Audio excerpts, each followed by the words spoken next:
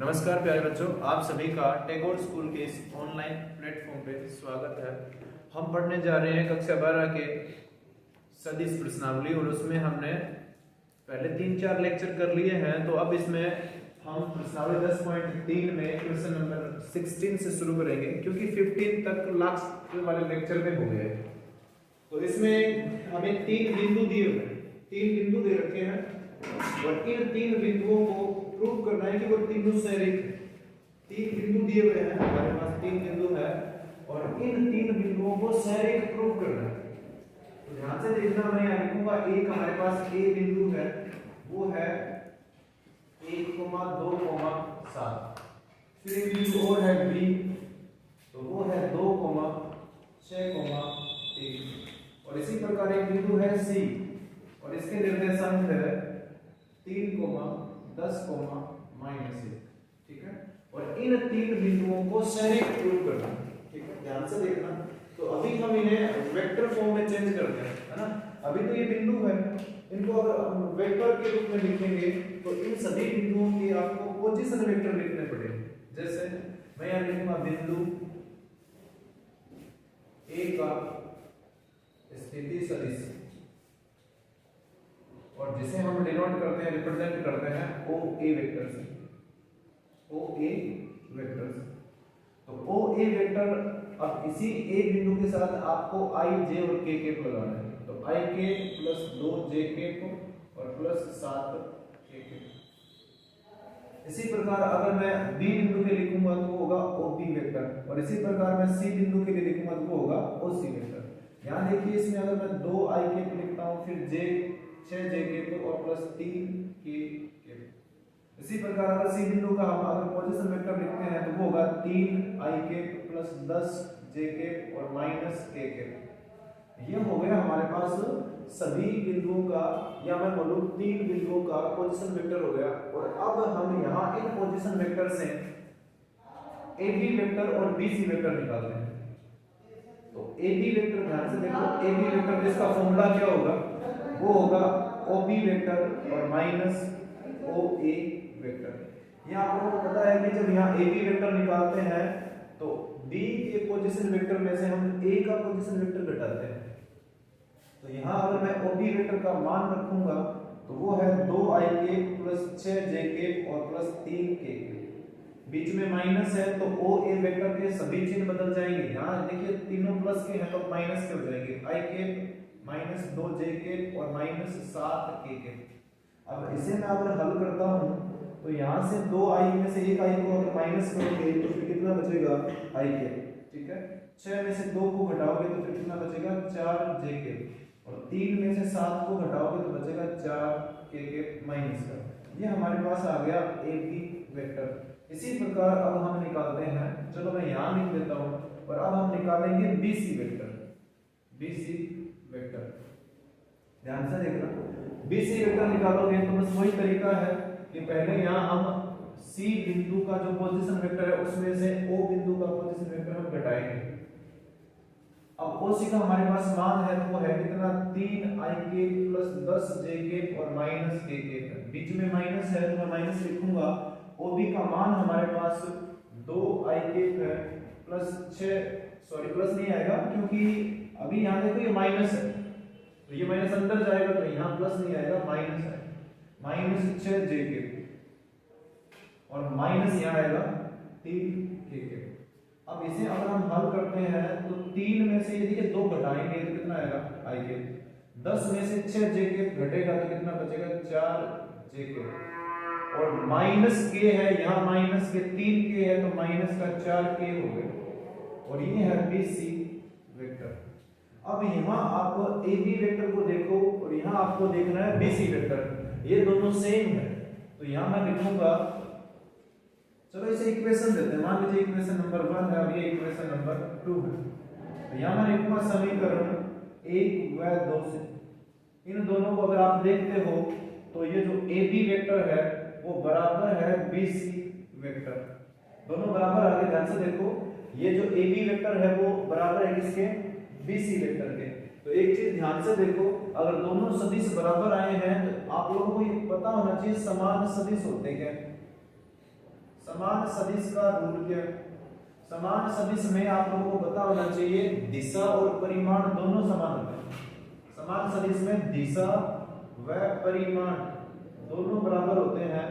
तो अगर ये दोनों सदिश एक ही है तो इसका मतलब ये मैं बोल सकता हूं कि देखिए अगर ये ए बी सदिश है, यहां से यहां तक अगर ये ए बी सदिश है तो आगे उतना ही ये हो गया बी सी। तो बताइए ये तीन बिंदु एक रेखा में नहीं हुए क्या? ध्यान से देख लो एक बार, अगर मैं यहां से यहां तक ये जो वेक्टर है इसको मैं अगर ए बी वेक्टर लिखता हूं, फिर बी से आगे सी तक ये जो वेक्टर है इसको अगर मैं बी सी वेक्टर लिखता हूं, तो मुझे ये बताओ दोनों एक ही डायरेक्शन में है, दिशा इनकी समान है, इनका परिमाण भी क्या समान, जितना ये है उतना ही ये है। तो बताइए तीनों एक रेखा में नहीं हो गए क्या? एक रेखा में हो गए ना। अगर इसकी डायरेक्शन अलग होती, मान लीजिए बी से इस तरफ होता, इसकी डायरेक्शन अलग होती बी सी वेक्टर की, तो बताइए तीन बिंदु एक रेखा में नहीं है, फिर ए बिंदु यहाँ होगा, बी यहाँ होगा, सी यहाँ होगा। फिर तो अभी हमारे यहाँ दिशा और परिमाण दोनों समान है, तो मैं बोल सकता हूँ कि बिंदु ए बी और सी तीनों एक ही रेखा में, मतलब सैनिक। ठीक है, क्या हो जाएंगे? सैनिक। तो अभी यहाँ लिखेंगे अतः बिंदु ए बी व सी तीनों एक ही सदिश पर स्थित है, अर्थात तीनों सैनिक है। सिंपल है। नेक्स्ट क्वेश्चन देखिए, क्वेश्चन नंबर होगा 17 नंबर क्वेश्चन देखिए। अभी हम जितने भी क्वेश्चन पढ़ रहे थे इस प्रश्नावली में वो सभी अदिश गुणनफल वाले थे। तो आज अभी क्वेश्चन कंप्लीट करने के बाद में 10.3 पे हम आज पढ़ेंगे दो सदिशों का सदिश गुणनफल। ठीक है, एक नया कॉन्सेप्ट पढ़ेंगे और उसके बाद प्रश्नावली होगी 10.4 और इसी प्रकार हमारा ये चैप्टर कंप्लीट हो जाएगा। तो बस ज्यादा से ज्यादा अब ये मान के चलो आप इस लेक्चर के बाद में शायद 2 लेक्चर और होंगे, 2 हो सकते हैं, एक में भी हो सकता है, तो देखिए। और इसके साथ ही हमारा पूरा वेक्टर कंप्लीट हो जाएगा। अभी नेक्स्ट जो क्वेश्चन है वो नंबर है 17, क्वेश्चन संख्या 17 है और इसमें ये लिखा हुआ है कि आपको 3 वेक्टर दे रखे हैं इसमें। ठीक है, 3 वेक्टर दे रखे हैं। तो यहां मैं लिख लेता हूं, एक वेक्टर है 2ik को -jk को और +kk और इसे मैं a वेक्टर मान लेता हूं। इसी प्रकार एक वेक्टर और दिया हुआ है उसको मैंने b वेक्टर मान लिया, तो ik को -3jk को और -5kk और एक और वेक्टर दिया है उसको मैंने c वेक्टर मान लिया, वो है 3ik को -4jk को और -4kk। 3 सदिश दिए हुए हैं आपको और एक समकोण त्रिभुज के शीर्षों की रचना करते हैं। ये आपको मैं फिर बता देता हूं, त्रिभुज की भुजाओं के सदिश नहीं है। ये 3 जो सदिश आपको दिए हुए हैं वो त्रिभुज की भुजाओं के सदिश ना होकर त्रिभुज के शीर्षों के सदिश है। इसका मतलब ये बिंदु है एक तरीके से। अगर मैं यहाँ अगर त्रिभुज बनाता हूं और हमें प्रूफ ये करना है कि ये त्रिभुज कौन सा होना चाहिए, समकोण त्रिभुज होना चाहिए। तो पहली बात तो हम ये प्रूफ करेंगे, यहाँ 3 दिनों से मिलकर एक त्रिभुज बनता है और फिर ये प्रूफ करेंगे कि वो त्रिभुज समकोण त्रिभुज है। तो एक बार मैं ऐसे त्रिभुज बना लेता हूं, समकोण त्रिभुज नहीं बनाएंगे, पहले हम ये प्रूफ करेंगे कि ये त्रिभुज है, पहले इतना प्रूफ करेंगे कि त्रिभुज है। अगर मैं यहां पर इस पहले बिंदु को मैं अगर यहां लिखता हूं तो इस बिंदु के पोजीशन वेक्टर बोल सकते हो आप। अगर मैंने इसको a बिंदु बोल दिया, यहां मैंने b लिख दिया और यहां मैंने c लिखा, तो यहां अगर मैं इसके पॉइंट लिखूंगा तो वो होगा 2 -1 और 1।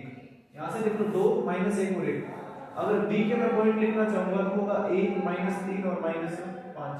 और इसी प्रकार अगर मैं यहां पर c बिंदु के लिए पॉइंट लिखना चाहूंगा तो वो होगा 3, -4 और -4। ये एक बार त्रिभुज मैंने बना दिया।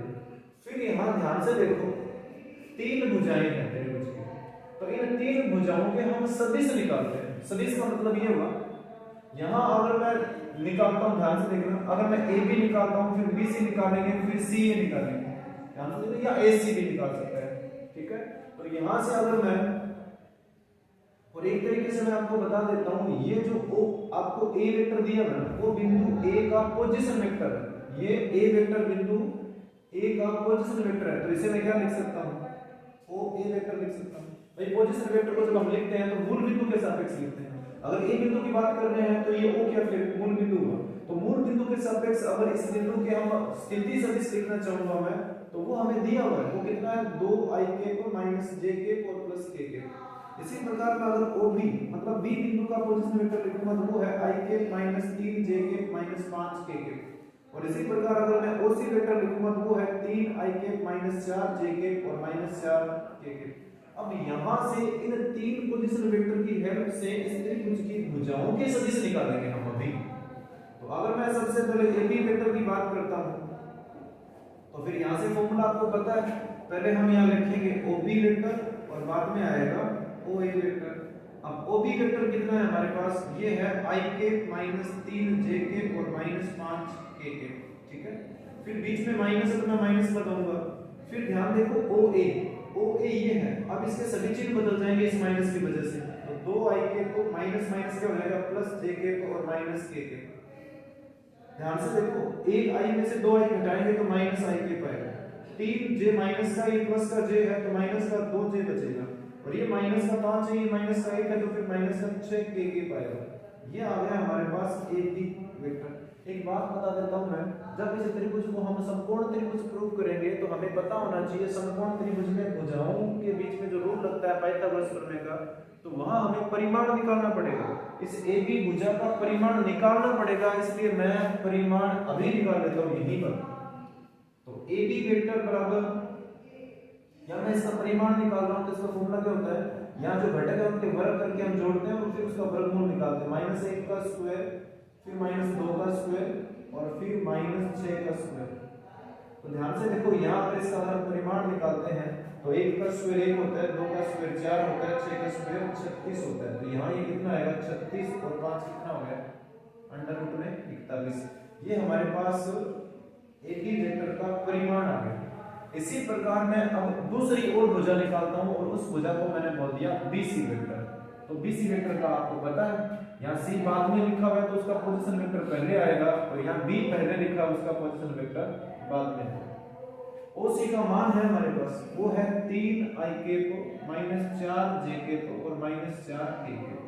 बीच में माइनस है तो OB वेक्टर के सभी चिन्ह बदल जाएंगे, तो ये i k माइनस का हो गया और ये दोनों माइनस के प्लस हो जाएंगे, 3 j k और प्लस 5 k k। 3i में से 1i घटाओगे तो 2i k पाएगा, 4j में से 3k, देखिए माइनस के प्लस का तो फिर माइनस का j k बचेगा, यहाँ -4 है, यहाँ +5 है तो फिर प्लस k k बचेगा। और इसका भी परिमाण निकालना पड़ेगा हमें, क्योंकि जब मैं समकोण त्रिभुज प्रूव करूंगा तो उसमें परिमाण की जरूरत पड़ेगी। 2 तो 2 का स्क्वायर करेंगे, फिर प्लस -1 का स्क्वायर प्लस 1 का स्क्वायर, तो यहाँ से ही आएगा 4 + 1 + 1। सिंपल बात ये हुई कि √6 BC वेक्टर का परिमाण आ गया। इसी प्रकार अगर मैं नेक्स्ट AC वेक्टर की बात करता हूँ, किसकी, AC वेक्टर की, तो ये होगा OC वेक्टर और माइनस होगा OA वेक्टर।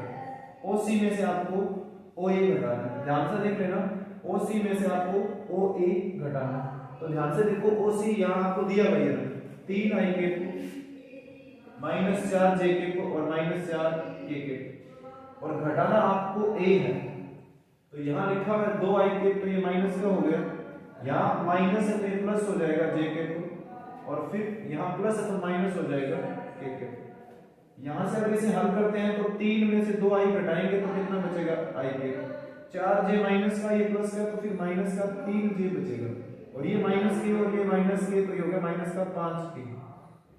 ये हो गया AC वेक्टर। अब इसका परिमाण मैं यहाँ लिख देता हूँ, चलो ऊपर लिखते हैं। यहाँ से जो AC वेक्टर आया है उसका परिमाण निकाल रहा हूँ मैं, तो परिमाण निकालने के लिए यहाँ देखो 1 -3 और -5 है, तो 1 का स्क्वायर -3 का स्क्वायर और -5 का स्क्वायर। यहाँ से 1 का स्क्वायर 1 होता है, 3 का स्क्वायर 2 होता है, 5 का स्क्वायर 25 होता है, तो ये ओवरऑल कितना आएगा 35 आ गया अंडर रूट में। ये आ गया AC वेक्टर का परिमाण। अब आप लोग एक बात देखो, यहाँ पे मैं AB और BC को जोड़ता हूँ, मैं यहाँ ध्यान से देखना, मैं यहाँ लिखता हूँ कि यहाँ मैं समीकरण देखे समीकरण दे देते हैं, है ना। ये जो है इसको मैं समीकरण नंबर 1 लिखता हूँ और बीसी वाले को समीकरण नंबर हम 2 लिखेंगे। तो मैं अभी यहाँ लिखूंगा समीकरण 1 और 2 के साथ जोड़ो। समीकरण 1 और 2 को जोड़ेंगे तो यहाँ ए बी वेक्टर है। मैं अभी बता दूंगा मैं ये क्यों कर रहा हूँ। ए बी वेक्टर को मैंने जोड़ दिया बीसी वेक्टर के साथ। आपको त्रिभुज का रूल पता ही है, त्रिभुज नियम हमने पढ़ा है। तो अगर मैं यहाँ पर लिखता हूँ ए बी और सी, तो त्रिभुज नियम आपको ये पता होना चाहिए कि अगर दो सदिश सेम डायरेक्शन में, अगर मैं ए से बी की तरफ आता हूँ फिर बी से मैं सी की तरफ जाता हूँ, ध्यान से देख लेना। यहाँ मैं ए से बी की तरफ आया हूँ और इसी डायरेक्शन में देखो ये बी से सी की तरफ जा रहे हैं, तो ये तीसरे वाला आपको पता है उल्टा होता है। ये क्या होता है? उल्टा।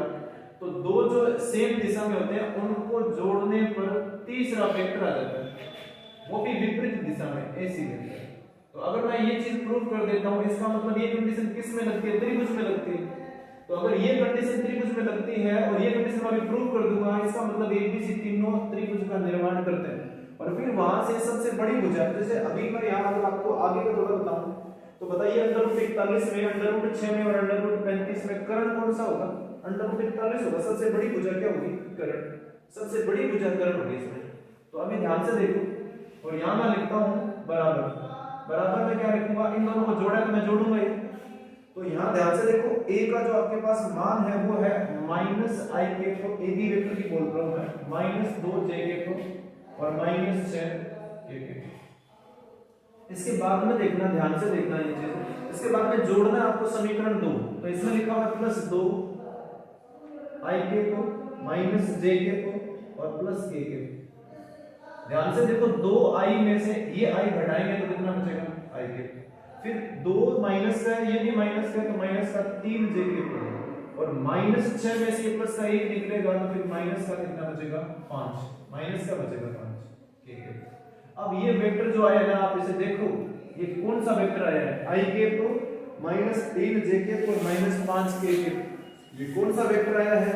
ये वेक्टर आया है, इसको मैं लिख सकता हूं ये एसी वेक्टर और मैं इसको समीकरण भी दे देता हूं। ये समीकरण नंबर 3 है। तो मैं यहां लिखूंगा कि ये बात मैंने कहां से लिखी है? समीकरण 3 से लिखी है। ध्यान से देख लो, ये जो आपके सामने अभी वेक्टर आया है वो एसी वेक्टर है। तो अब यहां देखो A B vector plus B C vector और सामने क्या है? एसी वेक्टर है।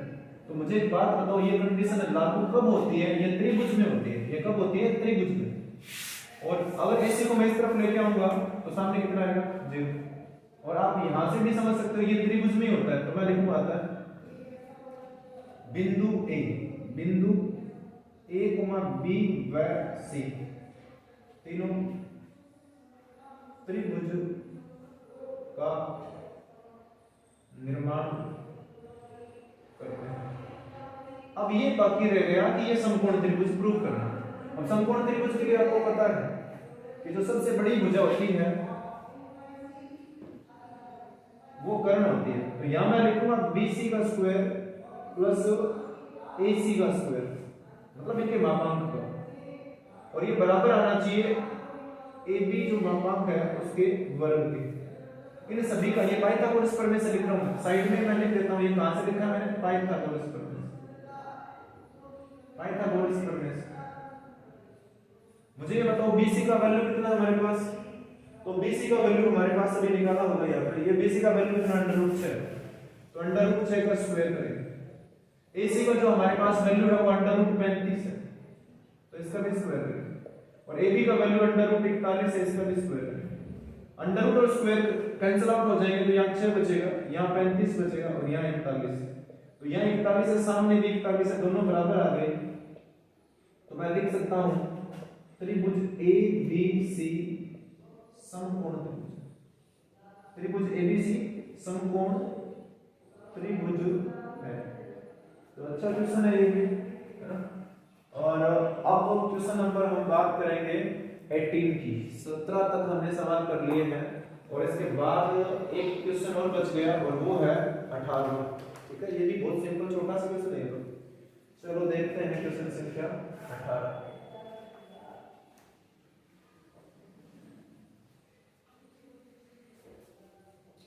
आई होप कि आप लोगों को ये क्वेश्चन सारे समझ आ रहे होंगे। तो मैं पहले भी कई लेक्चर्स में बोल चुका हूँ, वैसे मेरी ज़्यादा आदत नहीं है बोलने की, लेकिन मैं बता देता हूँ आप लोगों को। ये वीडियो अगर आप लोगों को अच्छे लगते हैं तो इन्हें जो आपके ग्रुप है उनमें शेयर कर दिया करो। इससे होगा बस इतना कि हमारे सब्सक्राइबर बढ़ जाएंगे, फिर हम इसी चैनल पे लाइव आना शुरू हो जाएंगे। आप लोगों को पता है आजकल सोशल मीडिया पे आप लोग जुड़े रहते हो, तो अगर 1000 सब्सक्राइबर अगर होते हैं तो फिर किसी भी यूट्यूब चैनल पे हम लाइव आ सकते हैं। उससे फायदा ये होगा कि आपको जो अभी क्लासेस रिकॉर्डेड मिल रही है वो क्लासेस बाद में आपको लाइव मिलेगी, है ना। तो इसमें फायदा ये रहेगा कि जो कमेंट आप करोगे वो हम यहाँ उसी टाइम देख लिया करेंगे, आपके डाउट उसी टाइम हल हो जाएंगे। लिखा हुआ है आपको एक ए वेक्टर दिया हुआ है और उसका जो परिमाण है, ए वेक्टर का परिमाण आपको ए दिया हुआ है। आगे लिखा हुआ है लैम्डा एक शून्योत्तर अदिश है, तो लैम्डा एक ऐसी राशि है जो अदिश है, सिंपल बात है, ये अदिश राशि है, इसमें कोई दिशा नहीं है। फिर आगे लिखा हुआ है लैम्डा ए वेक्टर एक मात्रक सदिश है यदि, तो इसमें ये लिखा हुआ है कि लैम्डा ए वेक्टर है ना, ये क्या है, मात्रक सदिश है। क्या है, मात्रक सदिश। तो इसके लिए फिर कौन सा ऑप्शन सही होगा, इसमें 4 ऑप्शन लिखे हुए हैं, चलो मैं यहाँ साइड में ऑप्शन में लिख देता हूँ। इसमें फर्स्ट ऑप्शन में लिखा हुआ है कि लैम्डा का वैल्यू 1 होना चाहिए। सेकंड ऑप्शन में बी में ये लिखा हुआ है कि लैम्डा का वैल्यू -1 होना चाहिए। सी में लिखा हुआ है कि ए का वैल्यू मॉड ऑफ लैम्डा होना चाहिए, और डी का वैल्यू लिखा हुआ है, इसमें डी ऑप्शन है वो लिख रखा है कि ए का वैल्यू 1/mod ऑफ लैम्डा होना चाहिए। ठीक है, तो ध्यान से देखना, अभी आपको ये बोला गया है कि ये एक मात्रक सदिश है, तो आपको पता है कि मात्रक सदिश का हम परिमाण निकालते हैं। देखिए मैंने इसका परिमाण मापांक लिख दिया, मतलब ये परिमाण कितना होता है, 1। कोई भी मात्रक सदिश का परिमाण कितना होता है, 1। यहां से काम करो, लैम्डा का परिमाण अलग लिख दो और ए वेक्टर का परिमाण अलग लिखेंगे तो सामने कितना है, 1। और हमें पता है, यहां से देख लो, ये देखो मापांक किसका, ए वेक्टर का कितना है, 1, तो इसकी वैल्यू है हमारे पास 1, सामने 1 है, और ये जो लैम्डा है मॉड्यूलेशन के अंदर ये कहां जाएगा, भाग में। तो ये ऑप्शन कौन सा मैच हो रहा है, ऑप्शन नंबर 4 डी। ठीक है, बहुत सिंपल क्वेश्चन है, एमसीक्यूज इस बार आएंगे, आप लोगों को पता है, तो उसमें ये क्वेश्चन आ सकता है, बहुत सिंपल है। ठीक है, जो आपको डिटेल दी हुई है उसी डिटेल के आधार पे ये क्वेश्चन आगे करना है, तो जल्दी से इसे नोट कर लो आप लोग। और फिर हम पढ़ने जा रहे हैं, नेक्स्ट टॉपिक है वो है दो सदिशों का सदिश गुणनफल। दो सदिशों का सदिश गुणनफल, उसकी आज हम केवल थ्योरी पढ़ेंगे, उसके जो क्वेश्चंस हैं वो हम पढ़ेंगे नेक्स्ट लेक्चर में। तो थ्योरी में देखते हैं, बहुत अच्छा कांसेप्ट है, इसमें ध्यान से देख लेना, है ना, क्योंकि ये थोड़ा सा अच्छा होता है, थोड़ा सा मैं बोलता हूँ डिफिकल्ट हो सकता है ये अदिश गुणनफल से, ध्यान से समझना इस चीज को। अभी आपको पढ़ना है नेक्स्ट जो टॉपिक है वो है दो सदिशों का सदिश गुणनफल। सदिश गुणनफल, देखिए लास्ट टाइम हमने पढ़ा था कि दो सदिशों का अदिश गुणनफल, तो उसका नाम अदिश गुणनफल क्यों था, क्योंकि दो सदिशों का ऐसा गुणा जिससे जो राशि प्राप्त हो रही थी वो राशि अदिश थी, उसमें कोई दिशा नहीं थी, तभी हम बोल रहे थे वो अदिश गुणनफल है। इसमें दो सदिशों को गुणा करने पर भी सदिश राशि प्राप्त होती है, इसलिए इसे हम बोलते हैं सदिश गुणनफल। अब ध्यान से देखना, अगर मैं एक वेक्टर को बी वेक्टर लिखता हूं और दूसरा जो वेक्टर है उसको हम ए वेक्टर लिखते हैं, तो ये दोनों वेक्टर देखिए इसी तल में है, जो बोर्ड है वो एक तल है, इसी तल में दो सदिश है, मान लीजिए एक मैं एक मार्कर से और समझाता हूं, ये दो सदिश है इस प्रकार। तो मुझे ये बताओ ये अलग अलग तल में है, ये तो एक ही तल में है, कौन से तल में, ये देखिए एक तल है इस तरफ, ये एक तल है इस। अगर ये एक मार्कर में इस प्रकार बना लेता हूं तो अभी एक तल में नहीं है, क्योंकि इसका तल अलग हो गया, इसका तल अलग हो गया, लेकिन अभी ये दोनों इस एक ही तल में इस प्रकार। तो अगर इन दोनों के बीच में कोण थीटा है और इनका अगर मैं सदिश गुणनफल लिखता हूं a क्रॉस b, तो आंसर जो आएगा वो होगा mod of a mod of b sin theta. तो आप बोलोगे कि सर आपने तो बोला था कि इन दोनों का जो गुणनफल है वो सदिश आएगा, लेकिन ये परिमाण है, ये भी परिमाण है, और sin थीटा भी एक कांस्टेंट वैल्यू होती है, तो ये सभी परिमाण है, तो इनमें कहीं भी दिशा नजर नहीं आ रही है, तो ये मैंने कंप्लीट लिखा नहीं है। इसके साथ में n केप होता है, और ये जो n केप है वो मैं लिख देता हूं, क्या होता है n केप होता है, ये a वेक्टर और b वेक्टर है ना, ए वेक्टर तथा बी वेक्टर के तल के लंबवत ये मैं समझाऊंगा पूरा तरीके से। के लंबवत इकाई सदिश तो पहली बात तो ये इतनी समझ आनी चाहिए आपको कि ये इकाई सदिश है। अब इकाई सदिश है इसका मतलब फिर इसका अगर मैं परिमाण कभी भी निकालूंगा तो कितना आएगा 1, है ना। अब ध्यान से देखना, मैंने ये बोला है ये जो n के है ना वो सदिश है, वो क्या है सदिश है। तो अगर ये सदिश है तो ये पूरी राशि क्या बन गई सदिश राशि बन गई, और तभी हम इसको बोलते हैं सदिश गुणनफल। अब मैं आपको समझाता हूं, आपने फिजिक्स में एक कॉन्सेप्ट पढ़ा है ना, तो मैग्नेटिज्म वाला कॉन्सेप्ट में बताता हूं आपको। 10th क्लास में भी आजकल वो आता है एनसीईआरटी की बुक में कि अगर हम किसी धारावाही चालक तार को, ये समझना है ना, उसको बोलते हैं हम right hand law of magnetism. तो ध्यान से सुनना, उसमें आपको चालक तार को अपने दाएं हाथ में इस प्रकार पकड़ना है कि अंगूठा हमेशा धारा की दिशा में, विद्युत धारा की दिशा में रहना चाहिए, विद्युत धारा की दिशा में। तो ये मुड़ी हुई अंगुलियां आपको इसके चारों ओर जो सेकेंडरी वृत्ताकार चुंबकीय क्षेत्र है उसकी दिशा को प्रदर्शित करती है, ये मुड़ी अंगुलियां। तो इसी प्रकार ध्यान से देखना आपको, यहां अगर मैं A से B की तरफ, देखिए पहले A आया है बाद में B आया है, तो आपको ये उल्टा थोड़ा सा उसका उल्टा है। तो इसमें आपको ये जो अंगुलियां है ना वो हमेशा किस डायरेक्शन में रखनी है, पहले आया है ना उससे दूसरे की तरफ, बाद में B है तो देखिए B की तरफ जानी चाहिए, जो बाद में उसकी तरफ जानी चाहिए। तो ये अंगूठा देखिए बाहर नहीं आ रहा है, तो ये A और B एक तल में है। तो अगर आप हाथ को इस तरफ घुमाते हो तो ये अंगूठा बाहर की तरफ आ रहा है। तो बताइए बोर्ड के साथ ये मेरे मार्क कितने डिग्री का कोण बना रहा है, 90 डिग्री का कोण बना रहा है। तो बताइए इसकी दिशा नहीं है क्या, इसकी दिशा कौन सी है, इसे तल के लंबवत बाहर की ओर, तल के लंबवत बाहर की ओर। और अगर मैं ये करूं कि सर ये भी हो सकता है, हाँ हो सकता है कि हम B से A की तरफ घुमाएंगे हाथ, इसका मतलब इस बार B वेक्टर है वो पहले है और A वेक्टर बाद में है। तो ये जो मैंने यहाँ एरो बनाया ये नीचे आएगा। तो अब मुझे बताओ ये अंगुलियां इस प्रकार नीचे आएगी तो ये अंगूठा लंबवत अंदर की ओर जा रहा है, और इसे प्रदर्शित करने के लिए इस प्रकार लिखेंगे। देखिए यहाँ तो परिमाण है, आगे पीछे लिखने से कोई फर्क नहीं पड़ेगा, साइन थीटा। तो यहाँ क्या n के पे आएगा क्या, इसमें इसमें फर्क क्या होगा, नहीं आएगा। आप लोगों को पता है कि A वेक्टर की अगर दिशा इस तरफ है तो मुझे इसकी उल्टी दिशा प्रूफ लिखने के लिए मुझे माइनस A वेक्टर लिखना पड़ता है। क्या लिखना पड़ता है, माइनस। तो बताइए यहाँ n गैप के साथ क्या आएगा, माइनस है। बात समझ आई आपको।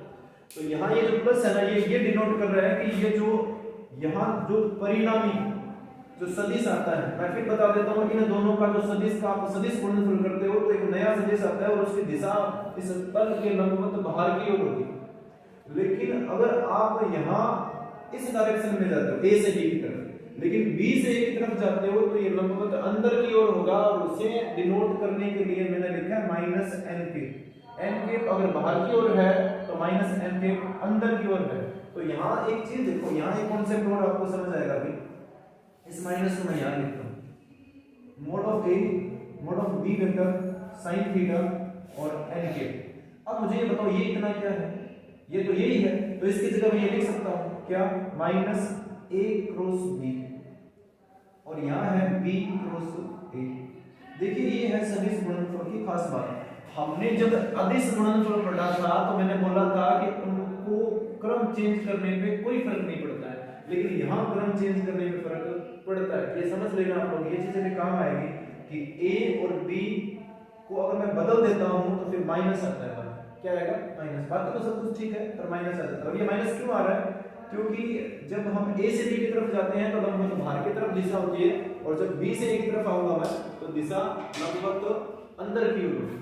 तो ये हो गया हमारा दो सदिशों का सदिश गुणनफल।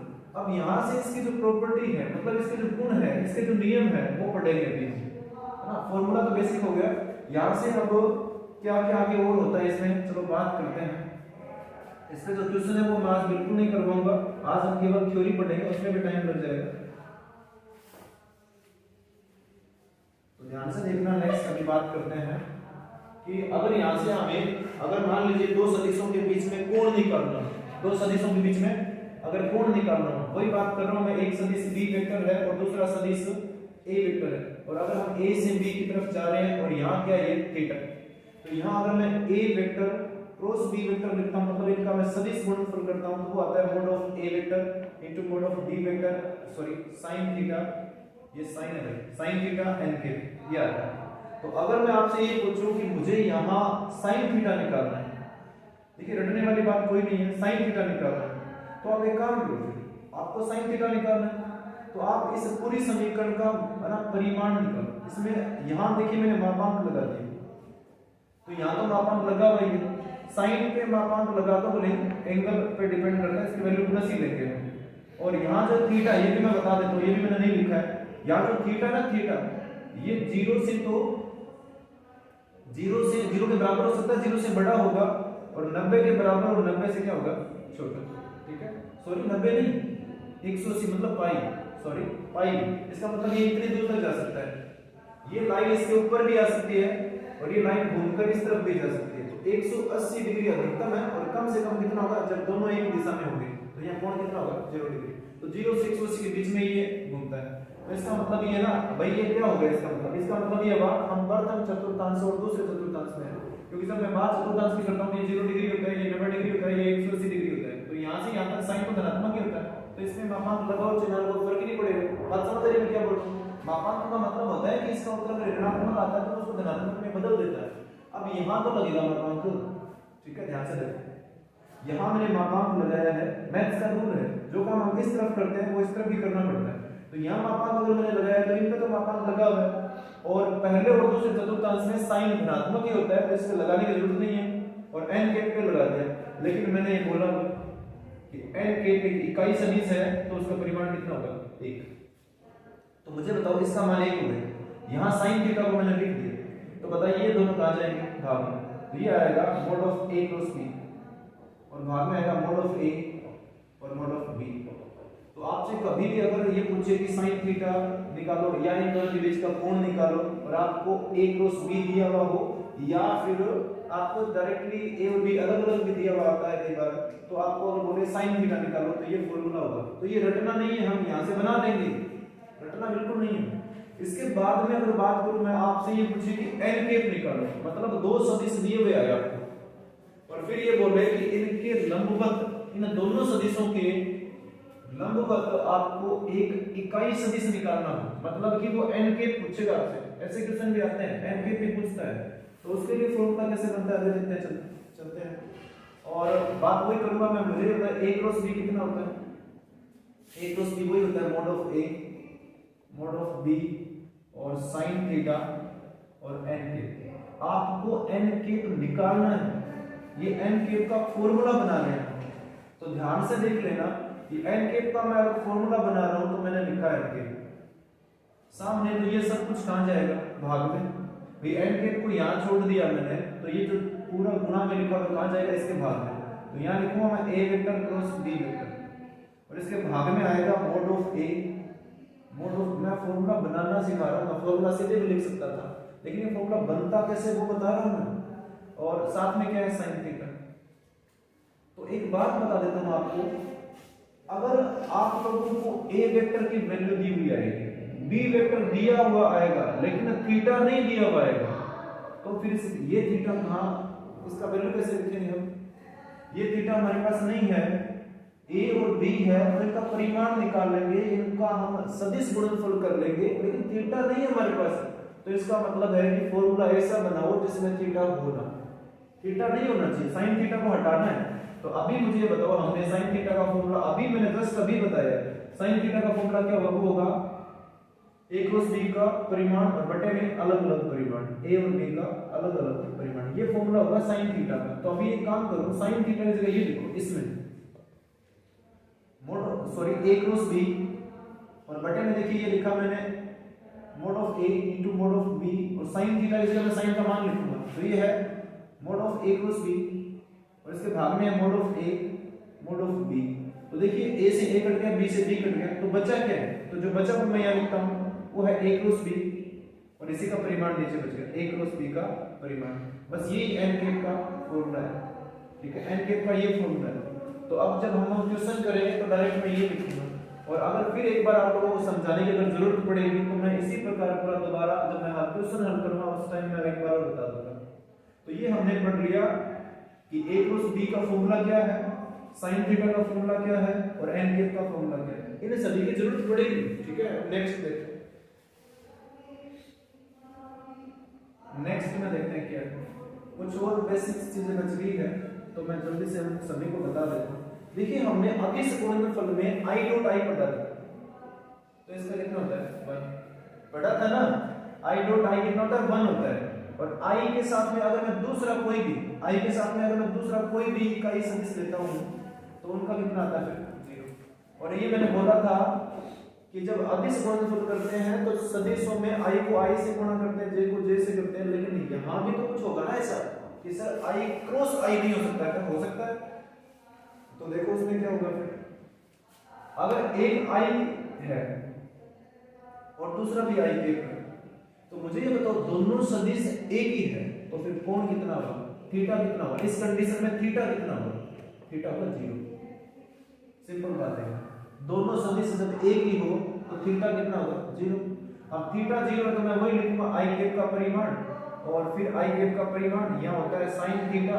अब थीटा का मान कितना है 0, चलो मैंने 0 लिख दिया, ये 0 है और साथ में n कैप होता है, साथ में क्या होता है n कैप। ये फॉर्मूला लिखा है मैंने अभी जो हम कर रहे थे, इसका मान कितना होगा 1, इसका भी 1 होगा, लेकिन sin 0 का 0 होता है। तो यहां से ये पता चला कि सेम प्रकार के अगर हम क्रॉस करते हैं i क्रॉस i अगर मैं लिखता हूं तो ये 0 होगा, इसी प्रकार j क्रॉस j भी क्या होगा 0 और इसी प्रकार k क्रॉस k भी क्या होगा 0। लेकिन साथ में बता रहा हूं कंपैरिजन करके कि i डॉट i 0 नहीं होता है 1 होता है, तो ये आपको ध्यान रखना है कि डॉट में 1 होता है तो फिर क्रॉस में वो क्या होगा 0। लेकिन जैसे आपने ये सिखाया था कि i के साथ अगर मैं j का डॉट करता हूं तो 0 होता है, लेकिन i के साथ अगर मैं क्रॉस करता हूं तो 0 नहीं होगा, ये उल्टा है दोनों में। ठीक है, तो अभी ध्यान से देखो, इसे अगर अलग अलग हम लेते हैं तो क्या होगा, अगर मैं अलग अलग लेता हूं, देखिए सेम लेते हैं i के साथ अगर i लेते हैं क्रॉस में सदिश गुणनफल में तो फिर 0 है, लेकिन अगर i के साथ में मैं j लेता हूं तो मुझे ये बताओ, पहली बात तो आप लोग 3D में पता होना चाहिए, ये अगर y अक्ष है, अगर ये z अक्ष है और ये अगर x अक्ष है तो यहाँ आपको पता है ये i कैप होता है, इस तरफ ये j कैप होता है और इस तरफ ये इतना k कैप होता है। ये छोटे छोटे मैंने इसलिए बनाए, इसका परिमाण कितना माना मैंने 1, तब ये बनाया 1 सेंटीमीटर। अब ध्यान से देखो ये आपको पता है इस प्रकार होता है ये x अक्ष आपकी तरफ, तो मुझे ये बताओ कि इस पे जो इतना ये जो i कैप है और इस प्रकार इस तरफ देखिए, इस तरफ क्या है j कैप है, तो इनके बीच में कोण कितना है 90 डिग्री। और वैसे भी पता है, बताने की जरूरत नहीं है, सभी एक्सिस के बीच में कोण कितना होता है 90 होता है, तो यहाँ थीटा का मान कितना होगा 90 होगा। अब मुझे ये बताओ कि जब मैं i से j की तरफ जाता हूं, i से j की तरफ मैं जा रहा हूं तो मुझे ये बताओ रोटेशन सही है या उल्टा है? आप खुद देख लो, अगर ये यहां है आपका ये x है और यहाँ आपका y है, तो इनको बोर्ड पे बनाने के लिए मैं अगर ऐसे कर लेता हूँ तो देखिए x से y की तरफ जा रहे हैं तो अंगुलियां इस तरफ रहनी चाहिए, अंगूठा आपकी तरफ नहीं है क्या? अब अंगूठा आपकी तरफ है इसका मतलब ये बाहर की ओर है, तो जब बाहर की ओर आता है तो प्लस होता है और जब अंदर की ओर जाएगा तो माइनस। अगर मैं ये बोलूं कि आपको j क्रॉस i लिखना है, अब ये क्या होगा, अब j देखिए यहाँ j है, ये j है, j के y अक्ष पे और ये आपकी तरफ ये से क्या है i के पर, तो अब वहां से इस तरफ आना है तो अंगूठा देखिए नीचे जा रहा है, या मैं अगर इस प्रकार बनाऊंगा तो अंगूठा अंदर की ओर जा रहा है तो फिर क्या आएगा माइनस, तो इसके आंसर में माइनस आएगा और इसके आंसर में प्लस आएगा। पूरा लिख देता हूं मैं, i कैप का मॉडुलस, इसी प्रकार j कैप का मॉडुलस और sin थीटा का मान 90 है और n कैप। ठीक है, अब ध्यान से देखो, इसका परिमाण कितना होता है 1, इसका परिमाण कितना होता है 1, sin 90 का मान कितना होता है 1 और साथ में ये केवल दिशा बताने के लिए आता है, n कैप केवल दिशा बताने के लिए आता है, ये प्लस माइनस डिनोट कर देता है, ये n कैप प्लस का है तो यहाँ प्लस लिखना है और अगर n कैप माइनस का होता तो माइनस है। अब आप बोल रहे हो सर कि यहाँ माइनस क्यों नहीं है, बेटा मैं एक बार फिर बता देता हूँ, आप ये मान लो कि यहाँ आपका ये x अक्ष है और इस तरफ आपका y अक्ष है, अगर आप यहाँ से यहाँ जा रहे हो, क्यों? क्योंकि ये इतना आपका i कैप है और इस तरफ आपका j कैप है, तो आप देखिए यहाँ से यहाँ जा रहे तो अंगूठा बाहर की तरफ आ रहा है ना, तो अंगूठा बाहर की ओर आएगा तो वो प्लस डिनोट करता है। और अगर मैं यहाँ इस तरफ आऊंगा तो y से अगर हम मैं x की तरफ आऊंगा ऐसे, तो अंगुलियों को तो आपको इस तरफ घुमाना है, तो अंगूठा अंदर की ओर जाएगा तो फिर माइनस एन के पाएगा। लेकिन ये देखिए I से J जा रहा है, इसकी मैं ट्रिक बताऊंगा, लेकिन अब आपको इतना ध्यान रखना है कि जब ये अलग अलग होते हैं तो इसका आंसर 1 आता है और ये दोनों सेम होते हैं तो आंसर 0 आता है। ठीक है, ये रटने वाली बात नहीं, मैंने पूरा समझा दिया, लेकिन ट्यूशन में बार बार इतना बड़ा बड़ा थोड़ी लिखेंगे, इन्हीं को याद रखना पड़ेगा। अब ध्यान से सुनना, एक सर्किल बनाना हर बार इस तरीके से, यहाँ मैंने लिखा I के, फिर बाद में आपको यहाँ J के लिखना है और यहाँ आपको K के लिखना है। तो इसमें जो ये घड़ी कैसे चलती है उसको हम बोलते हैं दक्षिणावर्त और इंग्लिश में उसको बोलते हैं हम क्लॉकवाइज।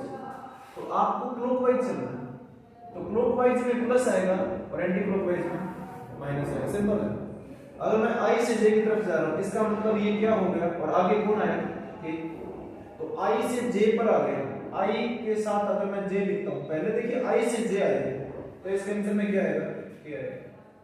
ठीक है, अगर मैं यहाँ देखिए J से K पर आता हूँ, J से K पर आता हूँ तो आगे आंसर में क्या आएगा I आएगा। और इसी प्रकार अगर मैं K से J पर जाता हूँ, K से J तो आगे क्या आएगा, सॉरी K से I, सॉरी K से अगर हम I को करते हैं, K क्रॉस I लिखता हूँ तो कितना आएगा J आएगा। अब इन सभी का अगर उल्टा करते हैं कि सर अगर J केप के साथ में अगर I केप आ गया तो क्वेश्चन में आ सकता है बेटा, ऐसे भी आएगा क्वेश्चन में। तो इस प्रकार जब आएगा तो आप खुद देखो कि हम उल्टा जा रहे हैं, J से I की तरफ जा रहे हैं तो फिर आएगा तो K ही, लेकिन K क्या आएगा माइनस। इसी प्रकार अगर मैं यहाँ K से J की तरफ जाऊंगा, K cap cross J cap, तो फिर आंसर तो I आएगा, लेकिन आएगा क्या माइनस।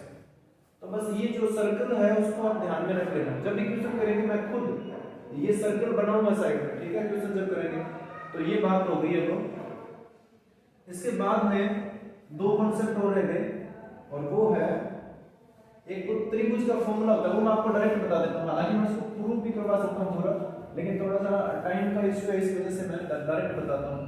अगर हमारे पास ऐसे त्रिभुज दिया हुआ है, इस पे अगर मैंने लिखा A वेक्टर और इस पे लिखा मैंने B वेक्टर, अगर यहाँ थीटा है तो इसको ध्यान से सुन लेना। यहाँ से इस त्रिभुज का जो सूत्र होगा क्षेत्रफल का, त्रिभुज का क्षेत्रफल, ये भी क्वेश्चन आता है एग्जाम में, तो इसका फॉर्मूला होगा 1/2 mod of A cross B। ठीक है, चलो बता देता हूँ मैं जल्दी से। यहाँ आपको पता है ये क्या है, लंबवत दूरी है। यहाँ अगर मैं A लिखता हूँ, यहाँ मैंने लिखा O, ये लिखा मैंने A, यहाँ मैंने B लिखा और यहाँ लिखा C। त्रिभुज का जो सूत्र होता है ना, त्रिभुज का क्षेत्रफल का जो सूत्र होता है वो होता है 1/2 आधार। बताइए आधार क्या है यहाँ पे, OA, आधार क्या है OA, और ऊंचाई क्या है BC, ऊंचाई क्या है इसमें BC, तो मैंने BC लिखा साथ। अब मुझे ये बताओ, ये OA को मैं मोड ऑफ A वेक्टर लिख सकता हूँ क्या? लिख सकता हूँ। A वेक्टर तो नहीं लिख सकता, लेकिन मोड ऑफ A वेक्टर लिख सकता हूँ। क्यों? क्योंकि ये जो लंबाई है ना, ये परिमाणीय होता है। इस A सदिश का क्या है, परिमाणीय। परिमाण मतलब ये आपको केवल मान देगा, दिशा नहीं होगी इसमें, गुणा BC। अब ये अगर थीटा है तो सामने की भुजा क्या होगा, लंब होगा। समकोण त्रिभुज है ये। अगर बात करूं मैं त्रिभुज OBC की, इस त्रिभुज में यहाँ 90 डिग्री है, तो कोण के सामने की भुजा क्या होता है, लंब होता है। तो यहाँ से sin थीटा लिखो। sin थीटा का जो फॉर्मूला है वो होता है लंब बटे कर्ण।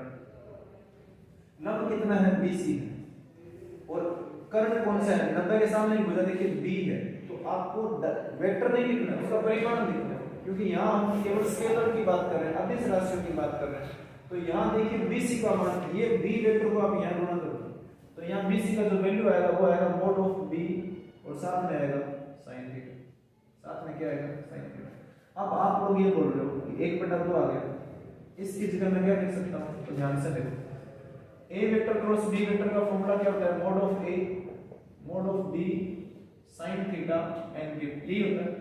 लेकिन हमारे पास इसमें n क्यूब है ही, यहाँ देखिए ये पूरा है पर n क्यूब नहीं है, तो उस n क्यूब को हटा दो, तो यहाँ परिमाण बना दो। परिमाण बनाओगे तो वो n क्यूब का मान कितना हो जाएगा, 1। ये n क्यूब प्रॉब्लम क्रिएट कर रहा है, तो n क्यूब को हटा दो ना। अब ये ऐसे नहीं हटता है, यहाँ परिमाण लिखूंगा तो यहाँ भी परिमाण लेना पड़ेगा, और इसका परिमाण कितना होता है 1। अब आपके पास बस इतना ही बचा है, तो इसकी जगह मैं क्या लिख सकता हूँ, ये और ये मैंने ये लिख रखा है, देखो यहाँ क्या आएगा, a क्रॉस b का परिमाण। तो ये हो गया त्रिभुज का क्षेत्रफल का फॉर्मूला। और इसके बाद में एक कॉन्सेप्ट और बचा है कि दो अगर सदिश हैं, उन सदिशों का हम क्रॉस प्रोडक्ट करेंगे कैसे, क्रॉस प्रोडक्ट कैसे करेंगे वो सीखना है ना। दो सदिशों का अगर हमारे पास सदिश आ गए जैसे i कैप, j कैप और k कैप के रूप में, तो उन दोनों का हम सदिशों का सदिश गुणनफल करेंगे कैसे। तो उसके लिए हमें, जैसे हमने एक टॉपिक पढ़ रखा है, वो टॉपिक है सारणिक, जिसको हम डिटरमिनेंट बोलते हैं, उसकी हेल्प लेनी होगी। और ये सारी चीजें मैं एक्सप्लेन कर देता हूँ, आपके फिजिक्स में जो वेक्टर है उसमें भी यूज होती है। अगर मेरे पास एक ए वेक्टर है, ठीक है, और इसको मैंने लिखा a1 i cap plus a2 j cap plus a3 k cap, ये फाइनल है बस। इसके बाद में नेक्स्ट लेक्चर में पढ़ेंगे। b वेक्टर जो दूसरा है उसको मैंने लिखा b1 i cap, b2 j cap और b3 k कैप। अगर आपके पास ऐसे दो सदिश आ गए, ठीक है, उसमें a1 a2 a3 सबका वैल्यू दिया हुआ है। इसके बाद में अगर मैं बात करता हूं a क्रॉस b की, a क्रॉस b की, तो इसमें डिटरमिनेंट यूज करेंगे। मतलब ये हुआ कि सारणिक की हेल्प से ये हल होगा। इसको लिखने का तरीका हर बार हम इसी प्रकार लिखेंगे। a क्रॉस b को हल करने का तरीका है i कैप, यहाँ आपको j कैप लिखना है और यहाँ आपको k कैप। उसके बाद में पहला जो वेक्टर है उसके जो घटक है वो यहाँ लिखेंगे a1 a2 और a3, और दूसरा जो वेक्टर है उसके घटक यहाँ लिखेंगे b1 b2 और b3। अब इसका हम प्रसार करेंगे, और प्रसार करना आप लोगों को आना चाहिए, आता भी है क्योंकि वो तो हम पहले पढ़ चुके हैं। तो प्रसार करेंगे हम इस पंक्ति के सापेक्ष। कौन सी पंक्ति के सापेक्ष, मैं लिख देता हूं यहाँ रो r1 है ना, रो r1 मतलब प्रथम पंक्ति के अनुदिश प्रसरण करने, मतलब प्रसार करने। तो प्रसार करोगे तो आप लोगों को पता है ये प्लस होता है, पहला सिखाया है सब, ये प्लस होता है, ये माइनस होता है, ये प्लस होता है, सिखाया है ना सब चौथी प्रश्नावली। तो यहाँ आएगा पहले आई कैप, और फिर आपको पता है इसके साथ क्या है, इसको आपको ढक लेना है और इसको भी ढकना है। तो अगर इनको ढकूंगा तो ये चार बच गए, इन चारों को गुणा करके लिखते हैं। तो पहले इन दोनों का गुणा करते हैं, तो ये आएगा a3b2 और फिर ये दोनों आएंगे माइनस, अब आएगा a2 और b3। इसी प्रकार देखो बीच में माइनस आ गया तो माइनस आएगा j के।